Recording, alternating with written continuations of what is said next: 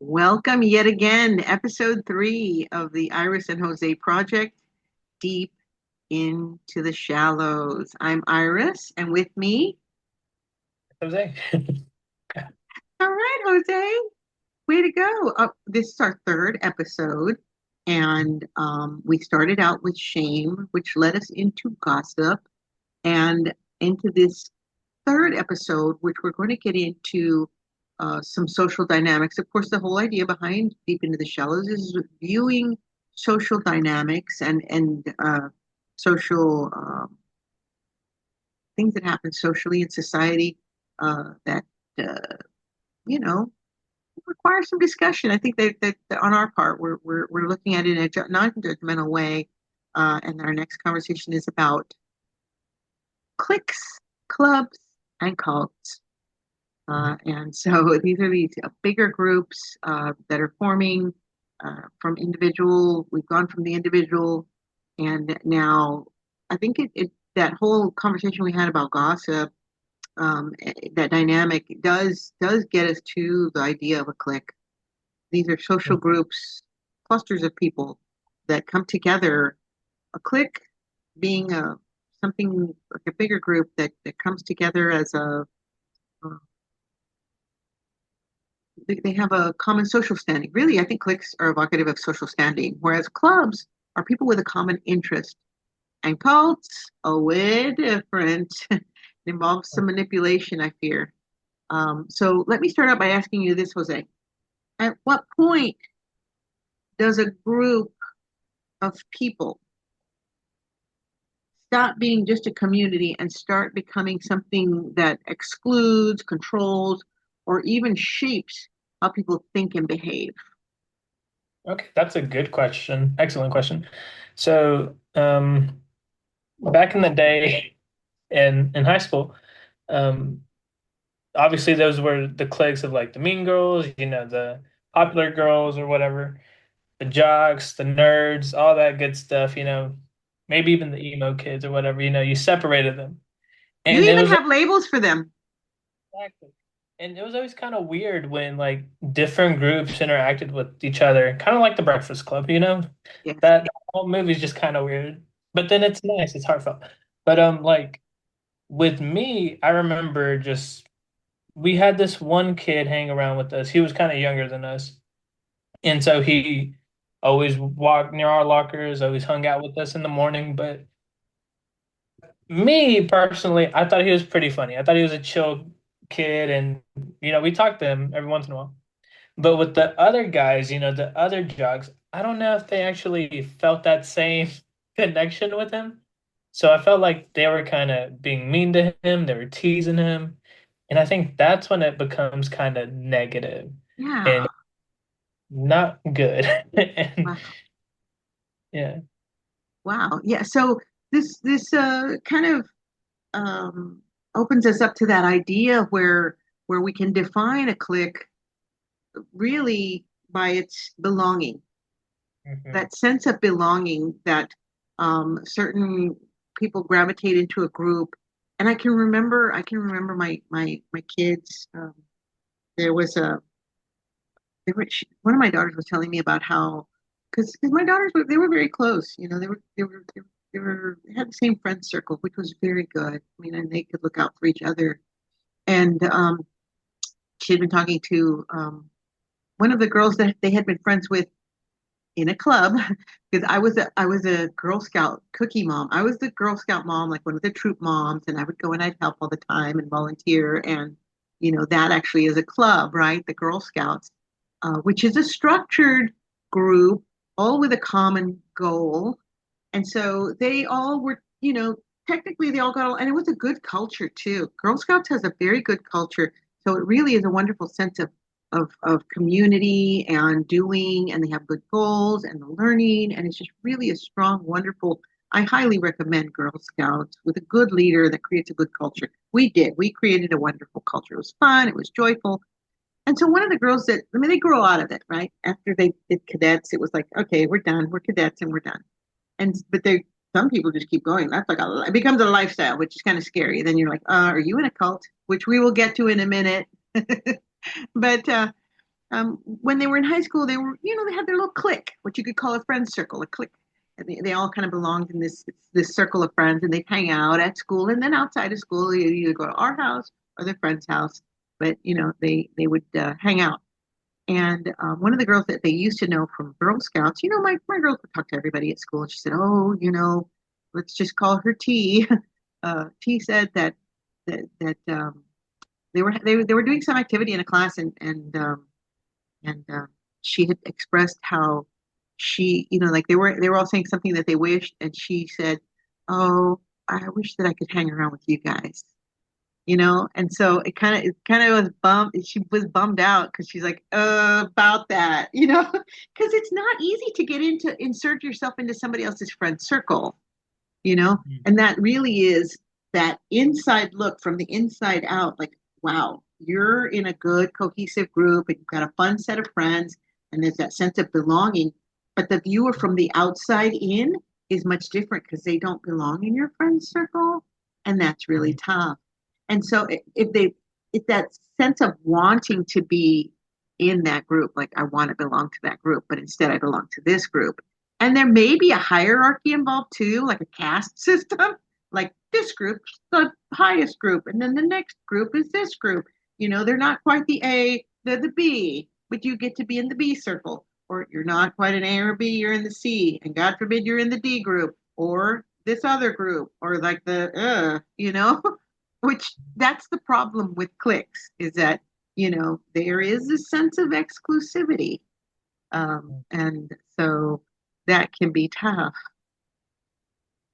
Yeah, that can be. I remember my sister talking about how her and her friends would go to have lunch. They'd walk down to and we were not a closed campus when we were younger. There was no such thing. They'd walk down to like the convenience store and they'd get a pizza. And there was four of them. They were so happy they'd go and they'd pool their money and they'd get the pizza and they'd heat it up in that little toaster oven and then they'd cut it into four. And then one day, this other girl followed along. Like she, they're like, oh no, let's call her M. And no one knew how to tell her like how's this going to work? Because there's four of us and it works out perfectly. We can cut this pizza into four. But now you're here and we're going to have to cut the pizza into five. How's that going to work? So they just were like, hold on, now we got to cut it into five because she's here and we're not all going to get a nice big juicy piece. We're all going to get less. She's here, you know? So anyway, the pizza click thing it really was just by necessity had to be an exclusive group of four. Oh, anyway, I don't know if you've got any other stories to share about clicks before we move on to talking about clubs. Mm, I would like to say after high school, when I was in college, now being just like a regular guy, not in anything, I would see those like jocks just hanging out with each other, and I was always wondering like, who are these people? Just because like I guess I wasn't that involved with our sports program at the time, and I'd always see them talking to each other, and then like one year, I think I made a comment, and I wasn't talking to anyone, but like they thought I was talking to a certain individual that was talking, and they were like, "Yo, why'd you say that?" And I was like, "I don't know who you are, you know?" And they all seemed like they wanted to start something with me because of that, but I just like said, "No, that's not who I meant to talk to." Like I was talking to my friend, This and is a so private conversation. we were ready. We were just like, "Oh, we share the same interests," so it's like you can't be talking to someone in our group like that. And it was weird. It was very wild to just, you know, kind of have that confrontation with the whole group. That is odd.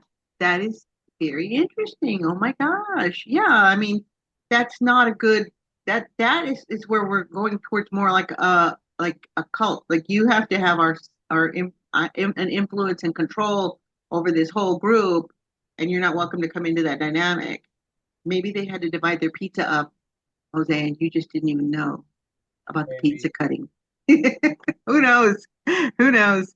But but yeah, there's that. Don't you think that when we go to conferences, there's like me, Laura, you, and when Steve would go, we had like that was our conference clique, you know, that was the clique. I would say we were more of a club because we were spreading positive energy and vibes, you know? Cliques aren't necessarily negative. It's when and then we're like the welcome wagon. We like everybody. We're social butterflies, and it's like we're inclusive of everyone, so anyone could be in our circle. We just like everybody. Because I know I saw you talking to everybody. But that's what I do too, and that's how Laura is too. It's like I don't judge anyone. I'm going to go talk to everyone. And Steve was like that too, you know. So we had and I've been at different conferences. I've been in different cliques for conferences. It depends on who you're going with, who's sponsoring you or whatever. But um, that that whole idea, like that, there's those dynamics there that people congregate. And being a presenter, I can see it evolving as people walk in to sit and find their seat. They come in groups and like, save me a seat next to you because it's tough. Like you don't want to just sit with people you don't know. Um, you know, you want to sit where you belong, but because you don't know that if you sit at a certain table, you might not get that sense of belonging. So I think it really is cliques are about belonging, and that guy who confronted you just had this warped idea of, you know, being worthy Yeah. to share with someone in their clique. That's super weird. But I do like the idea of clubs. Were you a member of any clubs in high school? In high school, no, but in college I was. Yeah.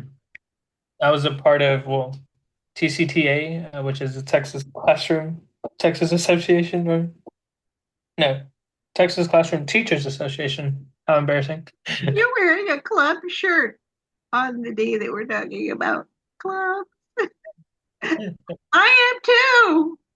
I'm wearing my Gathering of Circles shirt, and I'm a member of a group called the Gathering of Circles, which is interesting. And I don't, because some people have um, when we go up to the mountain, to cause I think TCTA is a legit club because it's a nonprofit organization that is devoted to, promoting, education, pedagogy, learning among people who are studying that in college, right? In college, I was in club. In high school, I gravitated towards leadership roles.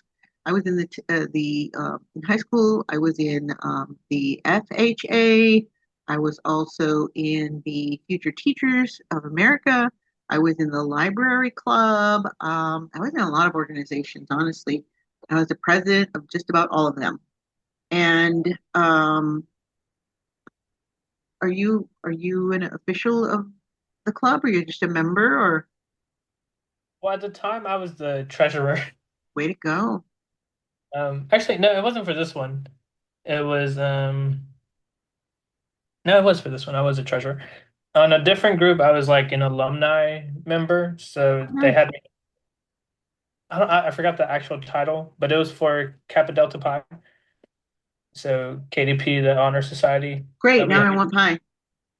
Okay. Yeah. Thanks a lot. And another organization I was in, or group, club, whatever. And I kind of forgot what it was called, but it was focusing on kind of donating shoes.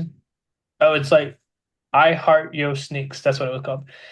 I only went to like one meeting, I Huh? think. Say that Yeah, again. You lost me. I heart Yo Sneaks. yo sneaks. Oh, like I love your sneakers. Like, but in slang, a slang. I heart yo sneaks. Exactly. Interesting. That really does not roll off the tongue, friend. It doesn't. So, Does it? But but I that hope was they got sneakers though. actually I didn't. I didn't even get the shirt that I bought. But it was an organization that just kind of helped donate shoes or like clean up shoes, and it was really cool. I liked what they stood for. It was a nice club. So I've been in a lot of clubs, and you've named some clubs, but one of them that you did, and these honor societies, which are fraternal, right? They Mhm. have the Greek sort of letters. you have reminded me of something, the fraternity sorority dynamic, which can border on Oh, for sure. cultish sort of influence and control. And so that's a dynamic. The difference between a club is this, inclusivity. The club is structured. We welcome everyone who has this common goal. Obviously, the I Heart Yo Sneaks is donating shoes to people in need. Like you donate your shoes and we'll clean them up, I hope, like defunctify them and then send them on their merry way to someone else's feet. That's why I don't shop for shoes at a thrift store. They better be brand new because I don't like the idea of people's foot funk. Unless they're refurbishing them totally or putting another new insole in them, making sure they're not super duper contaminated. But hey, I gotta hand it to them. They're trying to do something good for society. So then we were talking about the fraternity sorority dynamic and how those clubs, those goals, those structures, inclusivity, everyone who wants to help is welcome versus you got to fit a certain mold. You got to have a certain look or a certain grade GPA to be in this club or that bordering on, again, that influence and control and bordering on cult. And I'll tell you, when I was in law school, there were certain clubs and one of them, and I cannot remember which one it was maybe Young Lawyers Association or the Young Democrats. I'm not sure. But one of them, it wasn't the Young Democrats, that's for sure. It was a different one, another group that I was trying to be a part of. It was a nice big group because we were all first year law students joining. And they were creating these rules, they were reviewing their bylaws. And one of these ladies, she was very loud and dominant and like really just very opinionated, you know. And you got the assumption that she was like really competitive for the high grades and stuff like that. And she gave off this sort of like, I'm smarter than everybody, I know everything. And so when we were coming up with the cutoff point for membership, they wanted to have people like, if you have a 2.5 GPA or less, you are not allowed in this club. And I thought that was pretty harsh because in law school, they grade on a curve. And it is very likely that people will be, you're in the middle of the top. All these people who had to get all these top grades, you're talking about people who are like, summa cum laude in their undergrad or whatever. Or they've always made a 4.0, and now you're amongst all these people like me. I had a very high GPA, right? Like a 3.95. And so here coming in, and you're in the middle of the top. That's a 2.5, I guess. So um, I thought that was pretty decent. And then they're like, no, that's a cutoff. If they have 2.5, they're still allowed. But anybody under that, you're not allowed in the club. And I thought that was weird. And later, poetic justice, come to find out, she attritioned out after the first year of law school. She did not make, she failed. She failed law school in the first year and you attrition out. You just don't make it. If you fail too many classes, you're not invited back to the second year and the third year. Obviously, not the third year, but I thought that was kind of weird that she would be so ardently opposed to anyone under 2.5 when she very clearly would have fallen into that. Anyway, that's a soapbox moment for me, sitting on that soapbox. Um, uh, but you have certain clubs, like here locally, there's the Rotary Club, there's the Lions Club. Some of them whose goal is to equip people with glasses. Some of them that help with academia. They have different goals of providing scholarships. And again, I think, when it becomes something that's a matter of exclusivity, and there are parameters, like clubs, most of the time it's like you have to attend 3 other meetings, and then they will vote to see if you're allowed to become a member, right? Yeah. Not all clubs are open to membership, and then there's some that as long as you pay your dues, you're welcome. Like I was a member of the Geological Society. That was one of the most welcoming groups ever. Like, pay your dues, come to the meetings, bring potluck or not. We bring plenty of food. We have a Christmas party. We go looking for rocks all over Texas. It's so great and awesome, and it was fun. It was fun for a while. Well, I had time for that. Don't have the time. And then, of course, like I tell you, every year I go to New Mexico with this group, and I'm a member of their planning committee, and it's really, really nice to be able to help for this common goal of people who are finding themselves spiritually, that sort of thing. So now I think some people they see it and they think, whoa, that's a cult because of because it is. I think oftentimes people think of a cult as something that is spiritual, and often cults are, mired in their ethos and their spirituality and this sort of. There's always some sort of a an ideology tied to it. I think the element that we don't have is like that influence and control. We're a very free and open group. We don't, it's not like, okay, now you're here, now you're not going away. We don't brainwash anybody. And it's like we just offer like views of like there's this, very accepting and modeling acceptance, you know, honoring everybody's altar. Like, hey, whatever altar you believe in, because we're all different. Oh my goodness, you know what that means. So, um, that's our timer, and we've got still got some a little bit of time.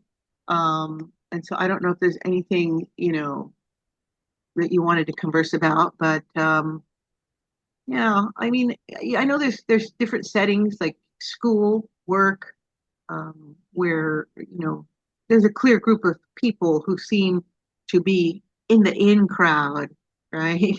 And it happens. It's a dynamic that happens whether you are in school, whether you're at work, even within a club. There may be a clique in a club, right? And people aren't necessarily unkind in those situations, but they can be closed in their circle. And, they have their inside jokes, their way of talking, even their way of deciding who belongs and who doesn't. And I can Yeah. remember watching, like being just an observer, as I always have been, maybe someone trying to enter that space. And I think, the story that you told about the guy saying, hey, you can't talk to our whatever. It's like that, adjusting how you speak. And maybe you laugh a little harder than usual trying to fit the rhythm of the group. And you've seen it in movies too, where it's like really exaggerated, like laughing at someone's joke because you want to fit in so bad. And what strikes me in those situations, it's not whether the group is accepting or not, it's how quickly that person starts to change Yeah. themselves, kind of morph who they are just to fit in, you know? So that's when I Exactly. realize sometimes the power of a group isn't in what it says directly. It is in what people are willing to become just to stay inside of it. You look Yeah. like you want to say something. Yeah, I think kind of to piggyback what you've been saying is just how you kind of grew that awareness. And I think we should encourage everyone else to just be aware of those situations and kind of just identify those behaviors that could be a little bit manipulative and just kind of stay away from that if you need to, or just kind of acknowledge how you need to, approach it. Yeah. Also, just to be in, just have that sense of inclusivity in everything you do, or just not be so kind of like having these boundaries where you're not letting people into your life or into your groups because of, you can't cut the pizza into five pieces, you know? Well, really, it's like belonging, right? But you want to be accepted for who you are. So I think that's the beauty of being is that we are I can only be me. Remember? And who was it? Oscar Wilde that says, just be yourself. Everyone else is already taken. Um, there's, I can only help being myself, and I'd like to be accepted rather than have to fit in, right? I want to belong. I don't want to have to change myself to be accepted. So Yeah. I would rather step away from a circle or a group of people if they're expecting me to be in a certain way. I'd rather just step back and say, I'm gonna be me, yo. And I've always been okay with that. I just because I wonder for some people who feel so much that they want to belong, how much of themselves do they trade for acceptance? And Mhm. that just it makes me so sad. It's like, do you even know who you really are at that point? You know? Exactly. So, a good summary, like while cliques, clubs, and cults can have distinct purposes and influences, understanding their dynamics and taking proactive measures can help individuals navigate the complexities of social affiliations and mitigate potential negative impacts. And if anything, just seek help and find a supportive, network or community. Yes. Because if someone it finally realizes they are in a cult because we didn't get deep into cult because cult behavior, that's like brainwashing. That's like someone is manipulating you, they're controlling you, through fear. And that's why it works so so well for charismatic leaders who are like, well, if you want to go to heaven, you'll listen to me because I have been chosen as your savior. And so people out of fear that of those consequences of that ever life consequence that you know sort of blinds them to what's the manipulation that's happening, the gaslighting, the lies, the power dynamic. And you know some people who try to speak up, then they're made an example of. And that's why people stay quiet even when they know something isn't quite right. They're like, I've seen what happens to people when they speak up and I don't like it, so I'm just going to moonwalk out of here slowly. And the charismatic leaders could get like suspicious of them, like you're not following as overzealously as everyone else, you know. Um, then we start labeling because there are labels, just like you were saying, like these are the jocks and these are the nerds and these are the tech guys and these are the math guys and here's the whatever. I don't even want to start getting into labels, all right? But those shape perceptions as well. I used A, B, C, and D, but you get the idea because there is a hierarchy, a caste system, that sort of self-fulfilling identity. And just like you mentioned, you encapsulated it so well that we need to seek help if we're getting sucked into something like that. And as an outsider looking in, saying, "Oh, that person was gaslit," or "That person is in a cult," you know. Um, and it can come from family too. Like you say, "Oh, you're smart. You need to be with the smart kids," or "You're a troublemaker. You better go hang around with all the bad kids," or "Oh yeah, you're an outsider. Uh, Go hang around with the all the other outsiders." So I don't know. We got to think about how people adopt those beliefs, those languages, those behaviors. A lot of it is unconscious. Maybe it's like group think, Yeah. social mirroring. I don't know. This comes back to cults and everyday life. We have to just be careful. But, you know, I think, we can definitely, I don't know. You said something there at the end that was so good. I can't remember what it was you said, but anyway. Anyway. Strategic advice is what you gave. You gave some really good advice, and that is seek help. That's what it was. Seek help. And we kind of touched on it before when we were talking about gossip, that, sometimes counseling, we were talking about shame, I think. Counseling can help. It's just, let down that shield that says, oh no, I'm not the kind of person who gets counseling. Everybody could benefit from having someone to talk to. And I actually did an app, and I don't want to plug them for free, but there was an app that I subscribed to for a few months. I got a really good deal on it. I couldn't afford to do it for a long term, but for the sessions that I got, it was extremely helpful. So, that's always an option, is because when you try and find an actual human counselor to sit down and talk to, that can be difficult, cumbersome, trying to find somebody who's still taking patients. But if you get the app, it might help. All right. Well, we've gone through this last episode here. I mean, the episode 3, which is cliques, clubs, and cults. Uh, uh, and so, any parting words for everyone, our dear listeners? Just love each other like you want to be loved and slice that extra piece of pizza if you need to. Yeah, cut it into five. Learn how to divide by five. A pizza into five. Well, I'd say stay grounded, everyone.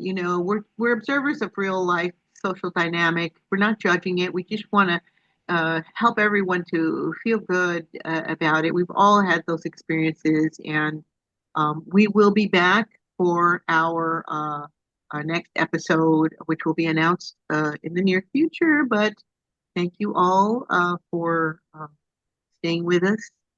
Let's, all right. Bye, Jose.